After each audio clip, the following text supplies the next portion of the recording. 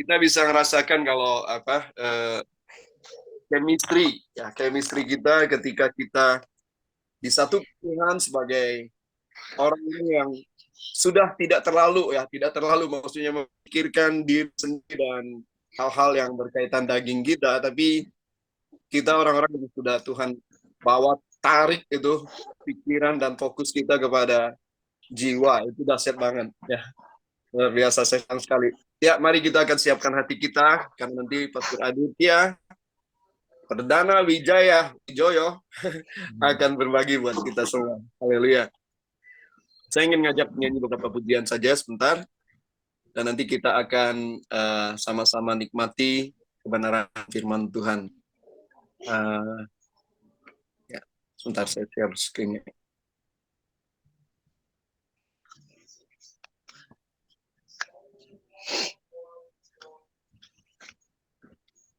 Ya, saya mau ajak kita nyanyi lagu ini dulu ya, sebagai satu penguatan diri kita ya, peneguhan buat kita ketika kita mungkin pastilah ada struggle, ada hal-hal yang kita terus hadapi hari pas hari, tapi waktu kita katakan kata-kata ini dan kita juga bisa membayangkan waktu saya nyanyi lagu ini, saya sedang nyanyi untuk Bu Ana Min, untuk Bu Maya, saya sedang menyanyi untuk Pak Elvis, ya, untuk kita satu sama lain ya. Jadi untuk Pak Deriksen, kita sedang saling menyanyikan lagu ini ya, bahwa engkau itu spesial. Tuhan membuat engkau dan tidak ada orang yang seperti engkau. Haleluya. Kita belajar lagu ini sama-sama ya.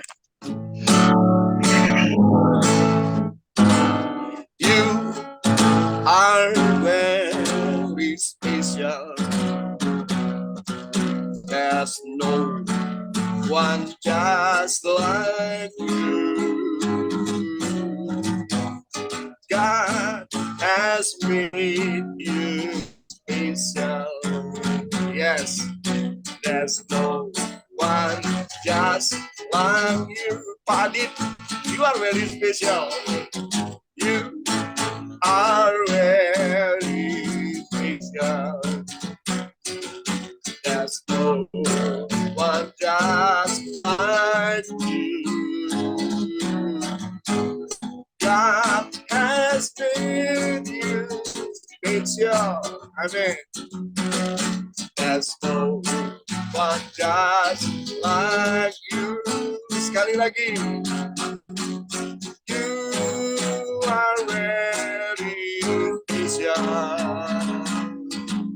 There's no one just like you. God has made you special. There's no one just like you.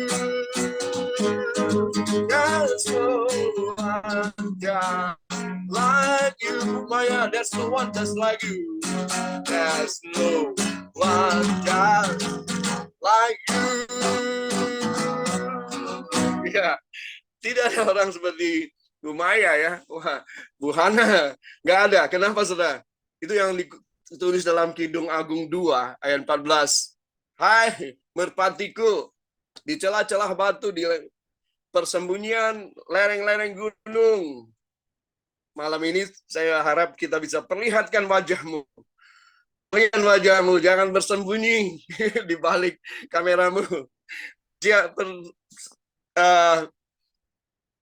Perlihatkan wajahmu dan perdengarkanlah suaramu, sebab merdu suaramu dan elok wajahmu ya. Mari sama-sama waktu kita nyanyikan lagu ini, Bapak Ibu bisa on cam, lalu bisa pakai telunjuknya, tunjuk Pak Hendra, you are very special ya. Kita nyanyikan sekali lagi. You are very special. Gunakan tunjuk kita. There's no one just like you. Oh, God has made you special. Wah, Tuhan spesial banget nih. There's no one just like you. Pak Elvis, you are very special. are very special. Amen. There's no one just like you. God has made you special. Oh yes, Lord. There's no one just like you. There's no one just like you. Katakan, there's no one just like you. You semua ya. Allah itu baik, sungguh baik bagiku. Ditujukannya kasih setianya. Katakan, yang menyediakan yang ku perlukan, menyatakan kebaikan, menyatakan kebaikan, menyatakan kebaikannya padaku. Oh, katakan, kasih setianya yang pernah berubah dulu, sekarang dan selamanya. Oh, ajarlah kuasa dalam namanya Yesus, ku luar biasa. Allah itu baik, Allah itu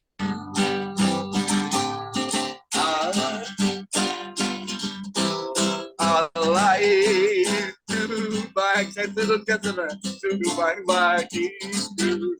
Ditujukannya kasih setianya. Katakan, yang menyediakan yang ku perlukan. Katakan, menyatakan kebaikan, menyatakan kebaikan, menyatakan kebaikannya padaku. Kasih setia tak pernah berubah dulu, sekarang dan selamanya. Ajarlah kuasa dalam namanya Yesus, ku luar biasa. Kasih setiamu, kasih setianya tak pernah berubah. Percaya Tuhan, dulu, sekarang dan selamanya. Oh, ajarlah kuasa dalam namanya Yesus, ku luar biasa. Siapa dia, saudara? Yesus, ku luar biasa. Yesus, ku luar biasa. Haleluya. Amin, amin. Saya minta Pak Elvis ya bisa menaikkan doa pembukaan sebentar buat kita semua ya. Silakan Pak Elvis. Baik, kita berdoa bersama.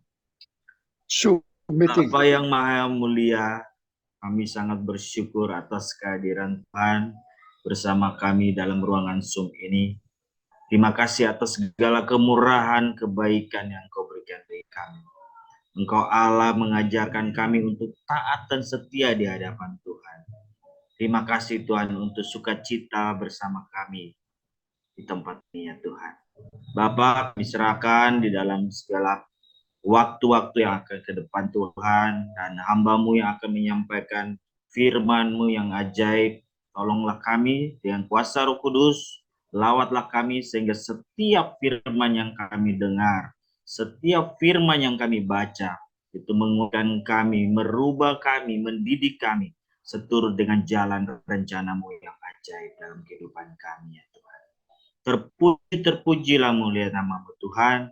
Kami bersyukur atas pujian Pak Dodi juga yang sampaikan di hadapan Tuhan. kiranya berkenan di hadirat Tuhan dan kami boleh mendapatkan sukacita surgai bersama-sama Tuhan. Di dalam nama Yesus kami berdoa dan mengucap syukur. Amin.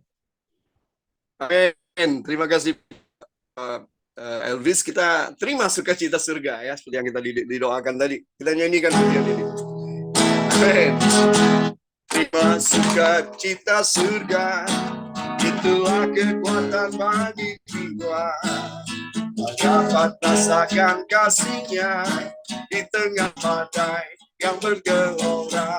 Oh, terima sukacita surga, itulah kekuatan bagi jiwa. Dapat saksikan kuasanya, taklukkan badai yang bergelora. Haleluya, Kau ada dalam hatiku, takkan patah semangatku, takkan hilang kekuatanku. Haleluya, ku mau bersorak bagimu, sukacita suka nyata penuhiku. Mari terima sukacita malam ini dengan ucapan syukur.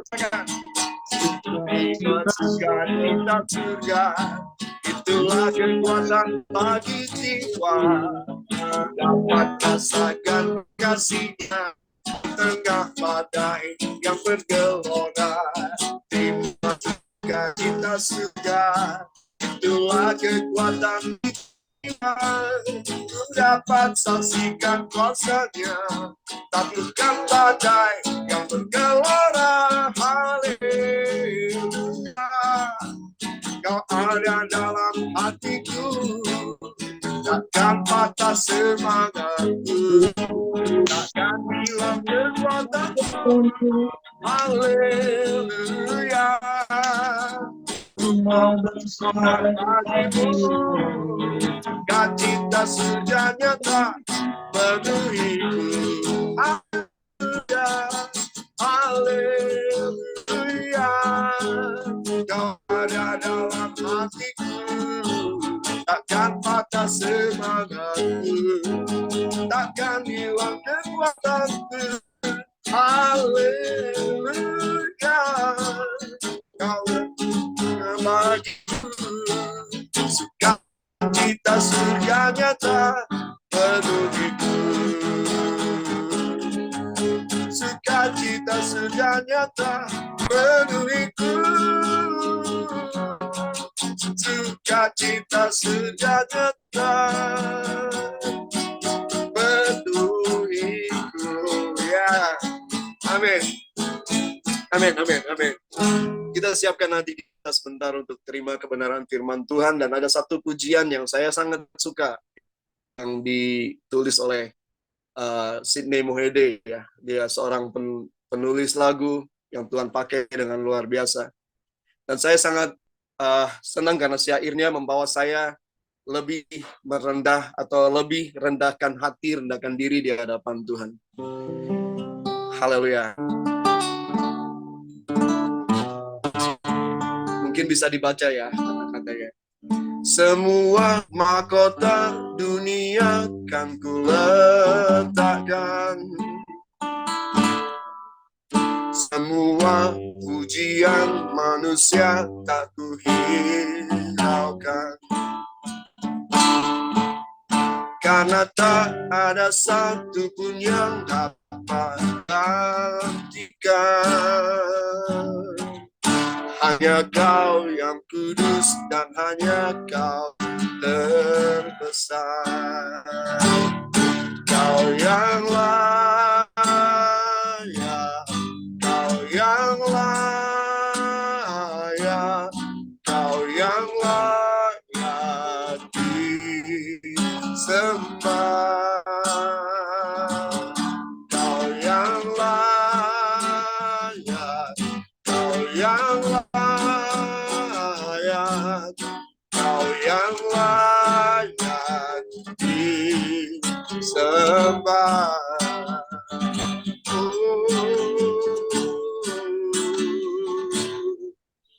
Kau dekat dengan semua yang memanggilmu.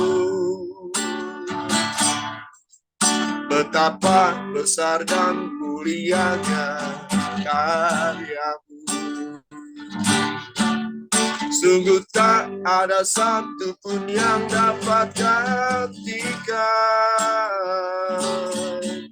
Diriku angkat tanganku dan ku bersorak. Kau yang layak, kau yang layak, kau yang layak disembah. Hanya kau Tuhan, kau yang layak, kau yang layak, kau yang layak disembah. Sungguh hanya kau yang layak Tuhan, kau yang layak, kau yang layak, kau yang layak, kau yang layak disembah. Kau yang layak, kau yang layak, kau yang layak disembah. Kau yang layak, kau yang layak, kau yang layak disembah. Yesusku Tuhan, kau yang layak, kau yang layak, kau yang layak disembah. Kau yang layak disembah. Kau yang layak disembah. Amin, amin, amin. Saya serahkan kepada Pak Derikson. Ya, silakan buat hambanya, Bapak Pendeta Aditya Perdana. Tuhan berkati, selamat melayani. Baik, shalom, selamat malam semua. Malam. Ya, mungkin saya perkenalkan diri sekali lagi lah. Dulu pernah kayaknya memperkenalkan diri sekitar 1 atau 2 bulan yang lalu. Ya, puji nama Tuhan, senang sekali ya bisa ada di tempat ini. Walaupun lewat ruang Zoom, tapi saya sungguh sangat bersuka cita. Sebelumnya minta maaf dulu. Udah beberapa kali Pak Dodi minta untuk membagikan firman Tuhan, tapi memang waktunya tidak pas. Tapi ya saya percaya ini adalah waktu yang terbaik yang Tuhan sudah sediakan. Shalom, sekali lagi perkenalkan, nama saya Adit. Saat ini saya berusia 37 tahun, ya masih sangat muda ya. Makanya agak sungkan sebenarnya saya mau membagikan firman, apalagi saya mengajak Bapak Ibu senior, orang-orang yang hebat semua di tempat ini. Nah, kebetulan saya melayani, saya punya passion untuk melayani generasi. Saya punya satu ministry yang memang dimulai dari pelayanan penjangkauan anak-anak muda, namanya Date Disciple Assigned to Everyone. Lalu saya juga melayani sebagai seorang guru agama saat ini di sebuah sekolah negeri menengah kejuruan. Lalu saya juga melayani sebagai melayani anak lapang, lalu melayani sebagai pembina di beberapa organisasi pemuda-pemudi Kristen, baik mahasiswa maupun lintas gereja. Dan saya sungguh bersuka cita karena Tuhan percayakan lagi satu pelayanan dalam usia saya yang masih cukup muda, yaitu dalam penggembalaan. Jadi saya saat ini beserta dengan istri dan 2 orang anak saya. Kami sedang merintis penggembalaan selama 3 tahun belakangan ini di Jambi, ya, GBI Rock Jambi. Sorry sebelumnya, apakah suara saya kedengeran nggak ya? Atau mungkin Kedengaran ya? Aman ya? Oke, oke. Baik. Saya juga melayani di lapas-lapas. Makanya ini sebenarnya saya baru pulang juga karena hari ini melayani di 2 lapas dan di 2 tempat yang berbeda tentunya. Di kota dan di kabupaten dengan ada tim dari Jakarta yang datang, jadi saya harus dampingi. Dan baru sampai di rumah tadi jam 6:30 malam, sempatlah mandi, siap-siap, dan tetap semangat karena Pak Dodi ini orang yang sungguh saya sangat kagumi. Guru saya Pak Dodi. Ya mungkin itu sajalah perkenalan. Oh ya, saya saat ini punya 2 orang anak. Anak saya yang pertama bernama Arasyal Persi Wijaya. Saya kasih nama Arasyal supaya dia jadi anak yang kuat dan terlindungi. Lalu saya kasih nama Persi karena anak sulung laki-laki dikhususkan untuk Tuhan. Jadi Persi itu dikhususkan untuk Tuhan.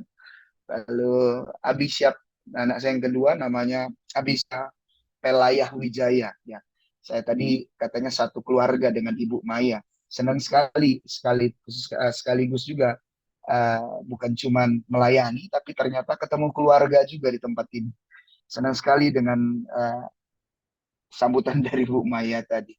Oke, mungkin itu saja perkenalan dari saya. Saya mau membagikan sebuah sharing firman Tuhan yang saya juga lagi hari-hari ini lagi senang-senang sekali dengan apa yang saya dapatkan, karena kita juga sama-sama mengetahui bahwa kita ini masih dalam masa-masa kebangkitan Tuhan Yesus ya. Sebelum kenaikan tanggal 18 nanti kita akan rayakan bersama-sama. Tetapi kita ini ada di dalam masa-masa kebangkitan. Kalau tidak salah ini kurang lebih sekitar 33 hari kita merayakan kebangkitan Tuhan Yesus. Nah, beberapa waktu belakangan ini saya sempat mendengar ada hamba Tuhan yang menyampaikan firman Tuhan, dan kebetulan saya juga melayani di tempat tersebut, dan dia berkata seperti ini. Kalau sebenarnya kalau Yesus mau langsung naik ke sorga aja tanpa harus ada 40 hari di dunia, bisa-bisa aja. Tetapi katanya ya karena ada hal yang belum selesai. Nah, saya agak tergelitik dengan hal itu karena dengan jelas waktu Yesus di kayu salib, waktu dia mau masuk ke dalam kematiannya, dia berkata sudah selesai. Jadi artinya segala hal yang memang menjadi tujuannya turun ke dunia sudah selesai pada waktu Yesus disalibkan. Tetapi ada hal yang mungkin kita pertanyakan, kenapa harus 40 hari atau kenapa harus mengalami kebangkitan? Apa juga ya kita bilang dalam waktu yang cukup lama menjumpai murid-murid. Karena ternyata memang selain karena dia berkuasa untuk mengalahkan maut, ternyata juga dia memiliki kuasa juga yang dia berikan pada saat dia mengalami kebangkitan. Karena kita tahu persis bahwa murid-murid pada saat Yesus ditangkap, waktu Yesus disiksa, lalu Yesus disalibkan, murid-murid mengalami ketakutan. Murid-murid tercerai-berai. Bahkan waktu Yesus menampakkan diri yang pertama kalinya, bahwa dikatakan Yesus masuk ke dalam sebuah rumah yang terkunci, dan mereka semua kaget. Yesus datang dengan berkata, damai sejahtera buat kita semua. Dalam artian ini saya mau berkata bahwa kebangkitan yang Yesus kerjakan, kuasa kebangkitan yang Yesus kerjakan kepada murid-murid itu jelas bahwa ternyata memang pada saat itu murid-murid sangat membutuhkan kuasa dari kebangkitan. Tetapi saya tadi juga senang dengan waktu Pak Dodi menyanyikan lagu yang jujur aja saya nggak tahu apa tadi Pak Dodi lagunya Pak. No one just like you ya, kalau betul nggak? God made you. Yeah. God made you. God has made you special. God has made you special. Dan hari ini memang saya mau membahas tentang seseorang yang Tuhan pandang spesial. Ya, saya percaya kita semua adalah orang-orang yang spesial di hadapan Tuhan. Kita adalah orang-orang yang berharga di hadapan Tuhan. Tetapi di dalam momen kebangkitan yang sedang kita rayakan ini, ternyata ada kuasa kebangkitan yang Tuhan nyatakan juga hanya untuk satu orang pribadi. Ya, tadi Pak Dodi bilang, no one just like you. Lagunya. God made you special. You-nya itu memang benar-benar tunggal. Itu bicara tentang satu pribadi. Tentang saya dan Bapak Ibu di tempat ini. Kita adalah orang-orang yang spesial. Kita adalah orang-orang yang berharga di hadapan Tuhan. Saya berbagi firman Tuhan. Mari saya coba share screen ya. Sorry, saya tidak sempat siapin PowerPoint. Tapi saya akan coba membagikan share screen aja dari bacaan firman. Tunggu sebentar masuk ini. Oke. Kelihatan nggak ya? Kelihatan ya? Oke. Iya, lihat. Saya kelihatan ya? Oke. Em, saya mengambil ayat ambilan dari Yohanes 21. Ini peristiwa kebangkitan Yesus dan dia menampakkan dirinya kepada murid-muridnya untuk yang ketiga kalinya. Judul perikopnya, kalau dalam terjemahan bahasa Indonesia, Yesus menampakkan diri kepada murid-muridnya di pantai Danau Tiberias. Saya akan bacakan, atau kita akan baca bersama-sama nanti sampai ayat yang ke-19. Nah, menariknya adalah kalau dalam terjemahan bahasa Indonesia, ayat yang ke-15 sampai yang ke-19, judul perikopnya adalah Gembalakanlah domba-dombaku. Tetapi kalau dalam terjemahan bahasa Inggris, yang saya baca di PT Bible, judul perikop 15 sampai 19 itu judul perikopnya jelas tentang satu orang pribadi yang Tuhan kasihi dan Tuhan anggap sangat berharga. Yaitu, saya coba buka. Mungkin bisa dilihat. Oke. Jesus restores Peter. Kita kembali ya ke terjemahan bahasa Indonesia.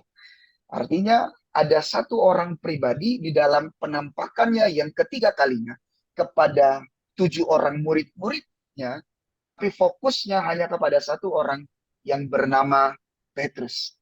Persis seperti lagu tadi, satu orang di antara sekian banyak Tuhan buat spesial dan Tuhan pandang menjadi seorang ciptaan yang berharga di hadapannya. Nah, saya mau ya kita semua sudah mengerti dan sangat sangat paham lah.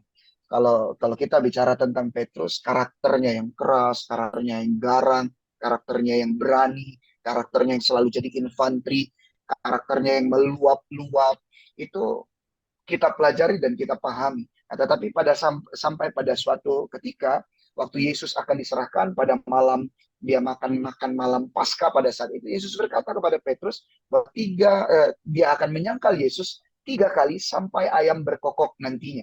Lalu Petrus yang begitu garang, begitu berani, dia sempat menolak itu, tetapi ternyata pada kenyataannya, akhirnya sungguh-sungguh Petrus menyangkal Yesus 3 kali banyaknya. Nah, untuk orang-orang yang terlihat garang, orang-orang yang terlihat berani, otomatis waktu dia ternyata menyangkal, menjadi seorang yang pengecut, menjadi seorang yang tidak berani, seperti apa yang dikatakan Yesus bahwa dia menyangkal dirinya. Pada saat itu saya percaya bahwa gambar diri seorang yang bernama Petrus itu rusak.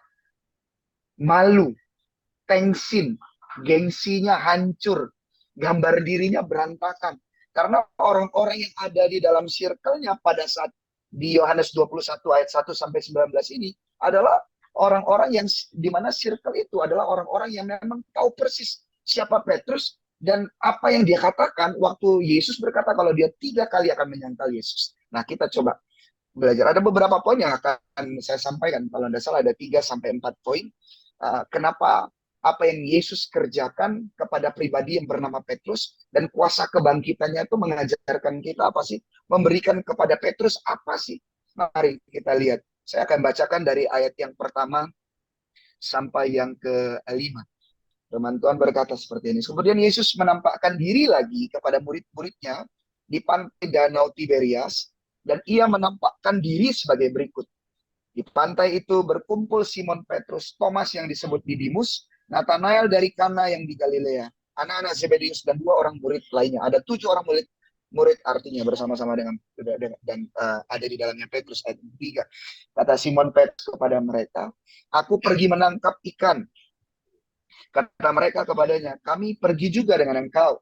Mereka berangkat lalu naik ke perahu, tetapi malam itu mereka tidak menangkap apa-apa. Tetapi malam itu mereka tidak menangkap apa-apa. Ketika hari mulai siang, Yesus berdiri di pantai. Akan tapi murid-murid itu tidak tahu bahwa itu adalah Yesus. Kata Yesus kepada mereka, "Hai anak-anak, ada kamu mempunyai lauk pauk?" Jawab mereka, "Tidak ada." Nah, dari pembacaan ayat 1 sampai 5, waktu saya mencoba untuk baca dan merenungkan ayat ini, lalu saya teringat. Saya coba juga memperbandingkan dengan beberapa terjemahan yang lain, dan saya mendapatkan bahwa ternyata pantai Danau Tiberias itu memiliki nama yang berbeda-beda. Disebut juga dengan Danau Galilea, Danau Genesaret. Saya coba tampilkan. Ini waktu itu saya coba pastikan, karena saya lihat terjemahan bahasa Inggrisnya, bukan disebut Tiberias, tapi Danau Galilea. Nah, ini kelihatannya Danau Galilea, Sea of Galilee. Danau Galilea disebut juga Danau Genesaret, Danau Kineret, Danau Kinerot, Laut Tiberias, atau Danau Tiberias, terletak dekat dataran tinggi Golan adalah danau air tawar terbesar di Israel. Nah, waktu saya mendapatkan ini, saya ingat dengan sebuah kisah pada saat Petrus juga diambil menjadi murid. Dan ternyata itu adalah tempat yang sama. Saya ada tampilkan di yang sebelahnya. Itu Lukas yang kelima, ayat yang pertama sampai yang ke-11. Coba kita lihat. Saya akan bacakan lagi ayat yang pertama sampai yang 11. Pada suatu kali Yesus berdiri di pantai Danau Genesaret. Genesaret, Tiberias, Galilea itu adalah satu tempat yang sama. Hanya sisi yang mana saya tidak tahu persis secara spesifik. Tetapi ini bicara tentang sebuah tempat yang sama.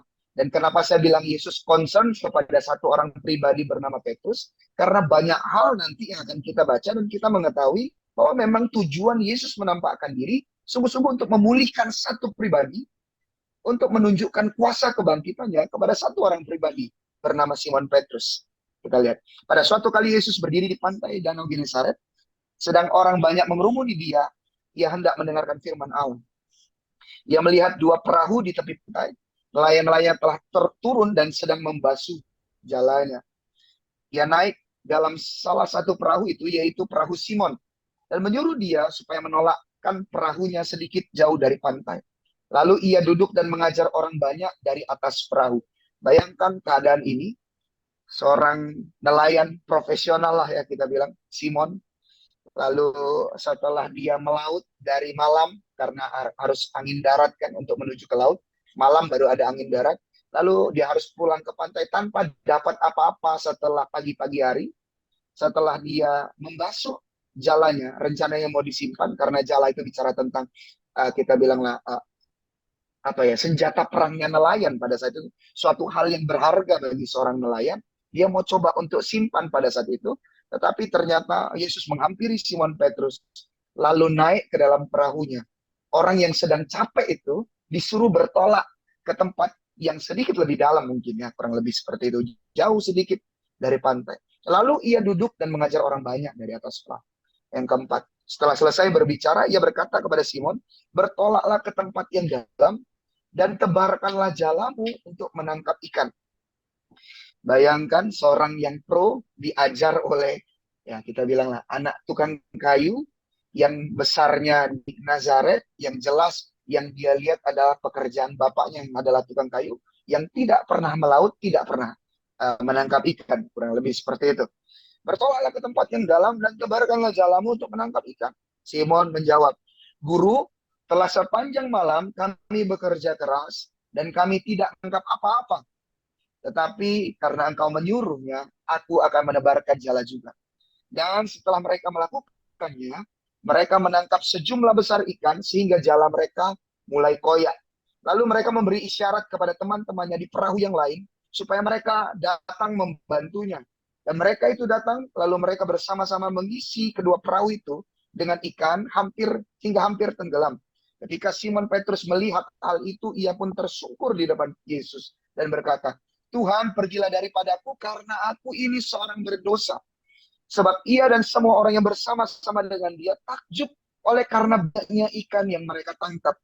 Demikian juga Yakobus, Yohanes, anak-anak Zebedius yang menjadi teman Simon. Kata Yesus kepada Simon, jangan takut, mulai dari sekarang engkau akan menjala manusia. Dan sesudah mereka menghela perahu-perahunya ke darat, mereka pun meninggalkan segala sesuatu, lalu mengikut Yesus. Ada beberapa kondisi yang kenapa saya katakan bahwa memang concernnya Yesus menampakkan diri, itu memang sungguh-sungguh hanya untuk restore Peter, untuk memulihkan gambar diri Petrus. Dan ini yang saya katakan dengan kuasa kebangkitannya, mengingatkan kita akan kasih mula-mula kita. Kenapa saya bilang tentang kasih mula-mula?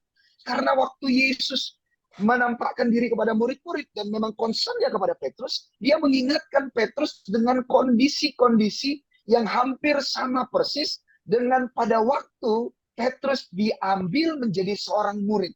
Kita lihat sama-sama di Danau Galilea, sama-sama sedang menangkap ikan. Dikatakan dalam Yohanes yang 21, waktu dia pergi di situ, mengajak murid-muridnya pada saat itu, murid-murid yang lain pada saat itu, mereka menangkap ikan dan mereka tidak mendapatkan apa-apa. Dan ternyata pada waktu Yesus membawa Petrus untuk menjadi penjala manusia, kondisinya juga serupa. Bahwa Petrus juga sudah bekerja keras, tetapi tidak mendapatkan apa-apa. Coba lihat lagi. Kita lihat yang Yohanes 21. Di situ ada juga Yohanes dan Yakobus, anak Zebedeus. Dan kondisinya juga sama dengan persis bahwa Yakobus dan Yohanes bersama-sama dengan Petrus di tempat itu pada waktu Yesus ambil mereka menjadi murid-murid. Bayangkan, kuasa kebangkitannya ternyata mengingatkan kita kepada kasih mula-mula kita. Banyak dari kita yang akhirnya terus asik pelayanan, sibuk di dalam pelayanan, sibuk bekerja mungkin, tetapi akhirnya kita kehilangan kasih mula-mula kita. Kita tidak akan pernah bisa mengalami pemulihan, kita tidak akan pernah bisa memperbaiki hubungan kita dengan Tuhan.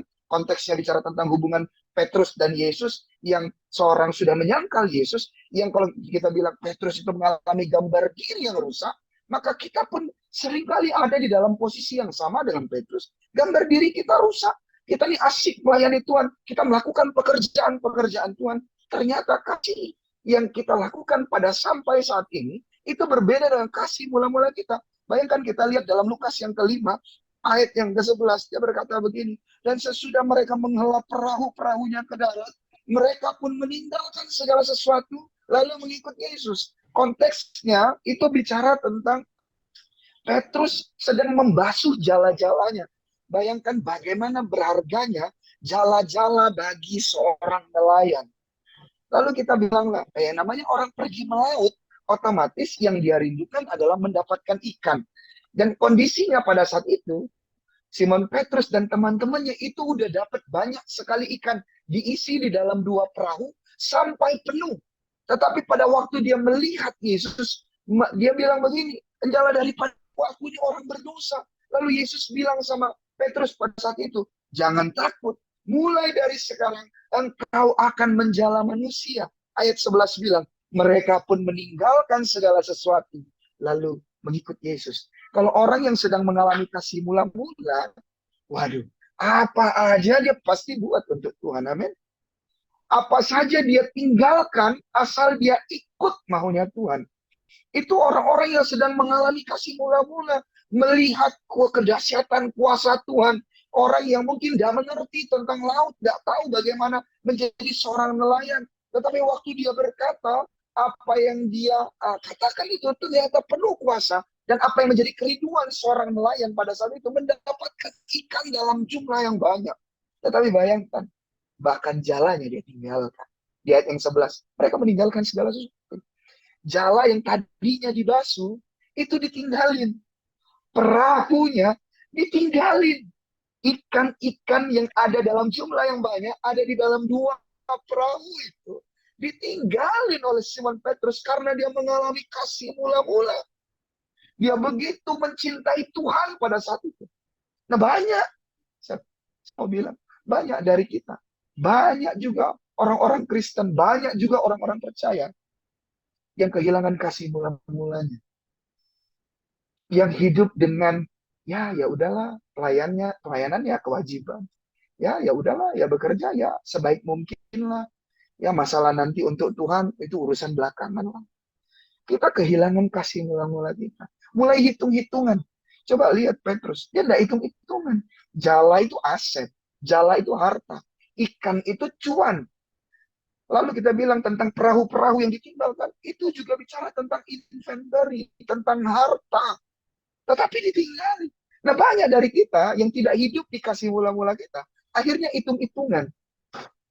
Waduh, kalau misalnya aku pergi pelayanan ke sana, gimana ya? Minyaknya boros, atau mungkin waktu habis. Tetapi waktu kita sedang mengalami kasih mula-mula kita, yang namanya bensin boros, kita tidak pikirin. Yang masalah dapat PK, tidak dapat PK mah, kita tidak pikirin. Yang masalah nanti capek, tidak capek mah, kita tidak pikirin. Masalah nanti Zoom-nya rame atau tidak rame mah, kita tidak pikirin. Ada satu orang aja kita layani dengan sungguh-sungguh. Kita antusias sekali melayani Tuhan. Sekalipun mungkin kali ya biasa-biasa aja. Tetapi kalau kita punya spirit kasih mula-mula itu, waduh kita tetap semangat luar biasa. Nah waktu kebangkitan Yesus dia menampakkan diri kepada murid-muridnya. Saya mau bilang, dia mau mengingatkan Petrus tentang kasih mula-mula itu. Dan hari ini saya juga mau berkata kepada Bapak Ibu sekalian di tempat ini. Di dalam ruang Zoom ini. Saya mau bilang, dia bangkit dan dia mau ingatkan kita supaya kita teringat akan kasih mula-mula kita kepada Tuhan. Yang mungkin udah lewat bertahun-tahun yang lalu. Kita udah lama kehilangan kasih mula-mula kita. Kita mungkin sudah kehilangan kasih mula-mula kita sudah sejak 10 tahun yang lalu. Selebihnya dalam 10 tahun terakhir ini kita cuma melakukan bagian kita sekedar aja. Ya udahlah, udah aman, udah nyaman, ya udahlah. Ya toh saya tetap mengasihi Tuhan. Tapi saya mau ingatkan, saya mau berbagi apa yang saya dapatkan. Sangat sederhana sebenarnya. Tetapi saya dapatkan sebuah hal yang memberkati saya. Dan saya rindu ini juga memberkati Bapak Ibu di tempat ini. Mari kita kembali kepada kasih mula-mula kita. Karena dia sudah bangkit. Karena kuasa kebangkitannya membawa kita kepada pemulihan. Tetapi kita harus masuk. Ingat terus akan kasih mula-mulanya. Coba perhatikan ada satu hal yang saya dapatkan juga cukup menarik.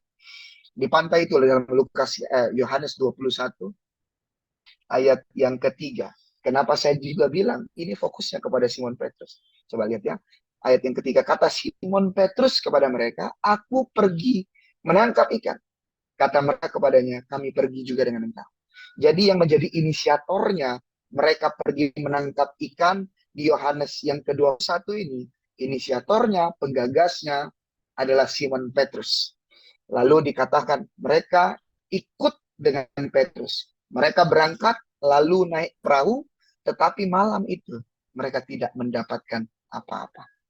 Nah, saya mau bagikan apa yang saya dapatkan. Ternyata waktu mereka tidak mendapatkan apa-apa, mereka telah melakukan kesalahan.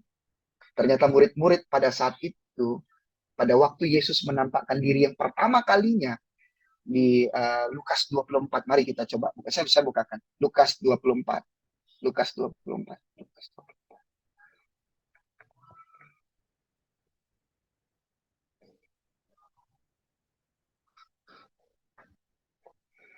Lukas 24. Lukas 24. Lukas 24 ayat 49. Dan aku akan mengirim kepadamu apa yang dijanjikan Bapakku. Tetapi kamu harus tinggal di dalam kota ini sampai kamu diperlengkapi dengan kekuasaan dari tempat tinggi. Tetapi ternyata murid-murid pergi ke Danau Galilea. Ternyata murid-murid tidak mengindahkan perintah Tuhan. Ternyata murid-murid udah dipesan, kalian udah tetap aja di dalam kota. Kalian gak usah keluar dari Yerusalem sampai nanti kita semua, kamu semua diperlengkapi dengan kekuasaan dari tempat yang tinggi. Tetapi ternyata murid-murid bandel. Murid-murid gak mau denger-dengeran. Nah ini memang yang jadi masalah. Kenapa saya bilang ini concernnya kepada Petrus? Karena Petrus adalah inisiatornya. Dan kita tahu bahwa Simon itu memiliki arti he who hear. Dia orang yang mendengar. Tetapi ternyata Simon Petrus ini tidak dengar-dengaran akan perintah Tuhan. Yang berkata, tinggallah di dalam kota. Coba kita lihat ya. Saya coba gambarkan. Saya kemarin coba carikan gambarnya. Jarak antara, ya ini gambaran. Yang merah itu, yang ada logo logo apa? Pin location warna merah, itulah Danau Genesaret, Tiberias, Danau Galilea. Coba kita lihat Yerusalem di mana? Yerusalem di sini. Betapa jauh perjalanan mereka meninggalkan kota untuk menangkap ikan. Ya, mungkin kalau misal menangkap ikan aja enggak masalah sih sebenarnya ya. Tetapi ternyata ini bukan cuma sekedar masalah menangkap ikan aja. Tetapi ada kehilangan penundukan diri dan tidak dengar-dengaran. Makanya mereka mendapatkan apa-apa. Nah, saya mau bilang kepada kita semua. Kalau kita tidak bisa dengar-dengaran akan firman Tuhan, kalau kita tidak bisa menundukkan diri kita di hadapan Tuhan, maka sia-sialah apa yang kita lakukan. Kita udah berangkat jauh-jauh sampai ke Danau Galilea, kita udah naik perahu, kita udah sampai ke laut, kita udah menebar jala, dan kita tidak akan dapat apa-apa. Karena apa? Karena kita tidak dengar-dengar. Karena kita tidak menundukkan diri kita kepada Tuhan. Saya mau ingatkan kita, mari kita kembali yuk ke kasih mula-mula kita, dan jadi orang yang mau dengar-dengar. Jadi orang-orang yang menundukkan diri di hadapan Tuhan. Sama seperti Petrus pada saat Yesus naik ke perahunya, dibilang sama Petrus, masuk itu baru sampai di pantai, Yesus naik ke perahunya, dibilang tempat yang lebih dalam yuk, masuk lagi yuk, agak jauhan yuk dari pantai. Lalu Yesus mengajar di sana. Lalu Yesus berkata lagi sama Petrus, tebarkan jalamu di sebelah kanan. Lalu Petrus bilang, aku udah bersusah payah, udah bekerja keras, tapi aku tidak dapat apa-apa. Tapi kalau Tuhan yang suruh, oke, aku tebar jala. Pada saat itu dia seorang yang dengar-dengaran. Tetapi pada saat Yesus mati, dia jadi orang-orang yang tidak dengar-dengaran. Disuruh tinggal di dalam kota, tetapi akhirnya dia pergi meninggalkan kota. Dia pergi menangkap ikan, dan apa yang ia lakukan menjadi sia-sia. Saya mau bilang setiap kita orang-orang yang dengar-dengaran akan firman Tuhan, pasti akan mengalami berkat-berkat Tuhan. Next, yang berikutnya. Ayat yang ke-6, Yohanes 21, ayat yang ke-5 sebenarnya. Ayat yang ke-5 sampai yang ke-8. Saya akan bacakan. Kata Yesus kepada mereka, hai anak-anak, adakah kamu mempunyai lauk pauk? Jawabnya, tidak ada. Maka kata Yesus kepada mereka, tebarkanlah jalamu di sebelah kanan perahu, maka akan kamu peroleh. Lalu mereka menebarkannya, dan mereka tidak dapat menariknya lagi, karena banyaknya ikan. Maka murid yang dikasih Yesus itu kata kepada Petrus, itu Tuhan. Ketika Petrus mendengar bahwa itu adalah Tuhan, maka ia mengenakan pakaiannya, dan sebab ia tidak berpakaian, lalu terjun ke dalam danau. Murid-murid yang lain datang dengan perahu karena mereka tidak jauh dari darat, hanya kira-kira 200 kasta saja. Dan mereka menghela jala yang penuh ikan itu. Yesus datang dengan sebuah pertanyaan yang sangat sederhana. Hai anak-anak, adakah kamu mempunyai lauk pauk? Jawab mereka, tidak ada. Maka kata Yesus kepada mereka, tebarkanlah jalamu sebelah kanan perahu, maka akan kamu peroleh. Lalu mereka menebarkannya, dan mereka tidak dapat menariknya lagi karena banyaknya ikan. Bayangkan, seketika saja waktu kita jadi orang-orang yang dengar-dengaran, waktu kita mengalami perubahan, kita dengar-dengaran akan firman Tuhan dengan perkataan Tuhan, kita menundukkan diri kepada otoritasnya.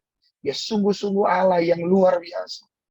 Awalnya tidak dapat apa-apa, tetapi waktu kita dengar-dengaran, waktu mereka menebarkannya, mereka tidak dapat menariknya lagi karena banyaknya ikan. Lalu dikatakan, maka murid yang dikasih Yesus itu berkata kepada Petrus, itu Tuhan. Ketika Petrus mendengar bahwa itu adalah Tuhan, maka ia mendengarkan pakaiannya. Tadi saya sempat bilang, Petrus ini sebenarnya nama aslinya Simon, yang seharusnya he who hear. Dia orang yang mendengar. Tetapi ternyata waktu Yesus bertanya kepada murid-murid pada saat itu, anak-anak, adakah lauk pauk? Sementara jaraknya sebenarnya tidak begitu jauh. Kalau saya coba cari, beberapa tafsir di situ dijelaskan jaraknya mungkin sekitar 100 meter sampai 200 meter. Ya kalau 100 meter sampai 200 meter, seharusnya kalau suaranya masih terdengar, rupanya masih terlihat, harusnya bisa mengenal. Apalagi mereka adalah murid-murid yang sungguh-sungguh dekat dengan Tuhan, mengiringi perjalanan pelayanan Yesus selama masa-masa pelayanan. Harusnya bisa dengar. Saya walaupun jauh, gak usah jauh lah, mungkin ruangan yang tertutup saja, waktu anak saya mungkin cuma berjarak 30 meter, tetapi saya ada di dalam sebuah ruangan yang tertutup, begitu dia berteriak, saya tahu itu anak saya yang berteriak. Tetapi pada saat itu, murid-murid Yesus mendengar dengan jelas perkataan Yesus. Melihat juga, saya tidak bisa pastikannya, melihatnya dengan jelas atau tidak, tapi kalau 100 meter harusnya rupanya terlihat lah. Kalau kita lihat gambaran-gambaran film, kita bilanglah tentang masa-masa penyaliban Yesus waktu malam Paskah, Kita bisa lihat yang benar-benar gondrong, yang nggak pakai topi, ya cuman Yesus, kurang lebih seperti itu. Artinya seharusnya secara kasat mata kita bisa lihat, oh itu Yesus. Kita bisa mengenali siapa dia. Tetapi pada saat itu, murid-murid tidak mengenali. Sampai akhirnya ada satu orang yang berkata, itu Tuhan. Begitu Petrus mendengar bahwa itu Tuhan, apa yang dilakukan Petrus? Kalau di dalam bahasa Indonesianya, bahasa yang ya, mungkin bahasa Indonesia bilang begini, maka ia pakai baju, sebab ia tidak berpakaian, lalu ia terjun ke dalam danau itu. Bayangkan, ini sebuah kondisi yang sebenarnya kurang lebih sama. Yaitu pada saat itu, Petrus meninggalkan perahunya. Sama seperti pada waktu Yesus berkata kepada Petrus, kamu tidak lagi menjala ikan, tetapi kamu akan menjala manusia. Dia juga meninggalkan perahu. Makanya ini bicara sungguh sangat keras kepada Simon Petrus. Ya ini bicara satu dari 7 murid yang saat itu Yesus temui. Kadang-kadang banyak dari kita yang berkata bahwa oh, kita tidak berharga. Kita ini orang yang berdosa. Kita ini tidak layak. Kita ini menyangkal Yesus. Kita ini orang-orang yang tidak pantas menerima kebaikan Tuhan. Sekalipun kita melayani Tuhan dengan hebat, kadang-kadang kita punya perasaan. Kita dihantui dengan perasaan bahwa kita ini tidak layak. Kita ini tidak pantas. Aduh, aku ini jauh-jauhlah daripada aku Tuhan. Hal ini terjadi pada Petrus sebelum dan sesudah dia mengikuti Yesus. Sesudah dia mengikuti Yesus, dia menyangkal Yesus, gambar dirinya pun mengalami kerusakan. Dia malu harusnya bertemu dengan gurunya. Dia malu ketemu dengan seseorang yang begitu dia kasih dan dia sangkali pada saat itu. Tetapi begitu dia tahu bahwa itu adalah Tuhan, dia langsung meninggalkan perahu. Nah, saya mau katakan begini. Pada saat dia meninggalkan perahunya, ada satu kalimat yang begitu kuat, yang begitu strong, begitu powerful, yang berkata, kamu tidak akan lagi menjadi penjala ikan, kamu akan menjadi penjala manusia. Ini tentang calling. Ini tentang panggilan. Sama halnya dengan waktu Yesus berkata memanggil kepada mereka, hai anak-anak, itu Yesus memanggil mereka. Tetapi secara spesifik, kalau sebagai seorang hamba Tuhan, sebagai orang yang dipilih Tuhan bagi kita semua di tempat ini tentang calling yang Tuhan berikan kepada Petrus. Ini tentang calling yang Tuhan berikan kepada saya dan saudara hari-hari. Saya mau bilang kuasa kebangkitannya memampukan kita untuk menjawab panggilan. Setiap kita punya calling yang berbeda-beda. Saya tadi melayani ya dengan tim pendoa sebenarnya. Ya kadang-kadang agak ini juga ya, maksudnya kan memang kita punya karunia berbeda-beda. Ada hal yang beliau sampaikan di dalam khotbahnya pada saat itu yang cukup menggelitik, agak aneh bagi saya. Ya saya tidak tahu apakah saya yang benar atau dia yang benar, karena saya tidak sempat untuk menyampaikan, saya juga menjaga juga. Dia berkata begini, kalau Tuhan itu sabarnya ada batas. Jadi jangan coba-coba. Wah, setahu saya itu sepertinya sebuah hal yang salah. Nah kadang-kadang kan callingnya sebagai seorang pendoa, tetapi melakukan bagian untuk mengajar. Callingnya itu sebenarnya pendoa, tetapi melakukan bagiannya itu untuk mungkin kita bilang tentang Injil misalnya, atau kita bilang lah, ya walaupun mungkin banyak dari kita yang punya karunia lebih dari satu. Tetapi kadang-kadang kita tidak menyadari bahwa calling yang Tuhan berikan kepada kita itu spesifik. Calling yang Tuhan berikan kepada kita itu spesial. Kepada Petrus dia berkata, kamu bukan lagi penjala ikan, kamu menjala manusia.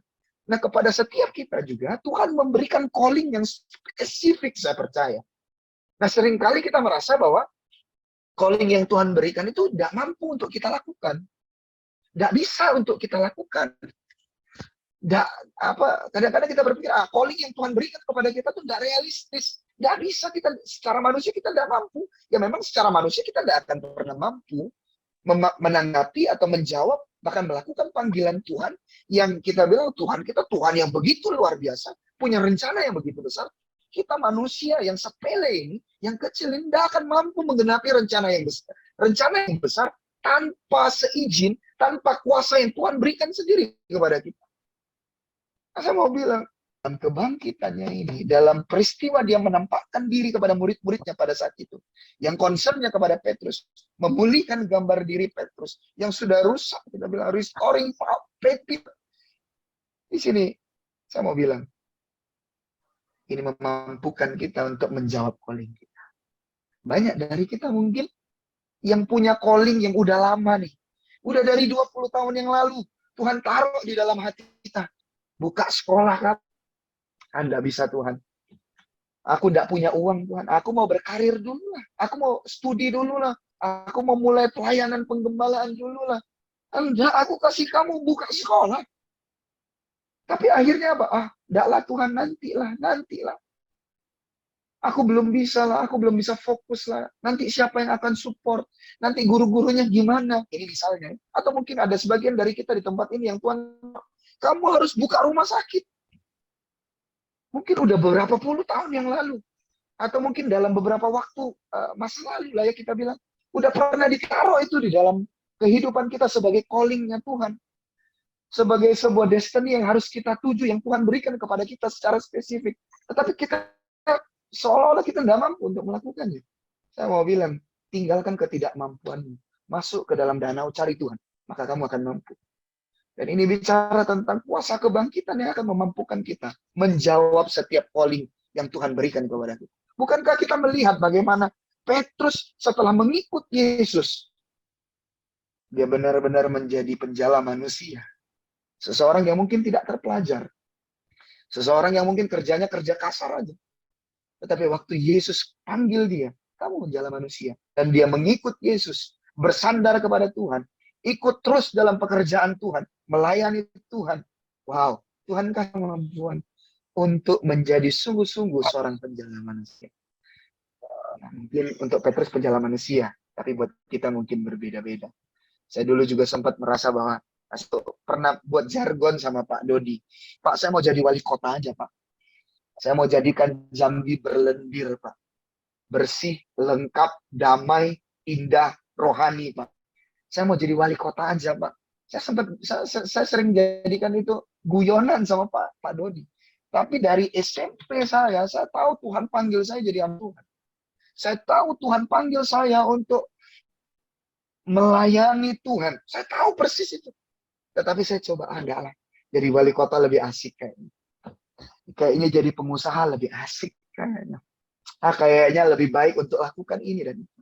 Saya mau bilang, panggilan Tuhan atas kehidupan kita sungguh sangat spesifik. Dan setiap kita punya panggilan yang berbeda-beda. Bagian kita hanya terjun ke dalam laut itu. Hanya terjun ke dalam danau itu. Hanya meninggalkan apa yang menjadi penghalang untuk kita melakukan calling kita yang Tuhan berikan kepada kita secara spesifik. Yang berikutnya. Pak Dodi, saya sampai jam berapa ya? Saya masih ada 1 poin atau 2 poin lagi. Apa masih boleh? Pak Derikson, silakan.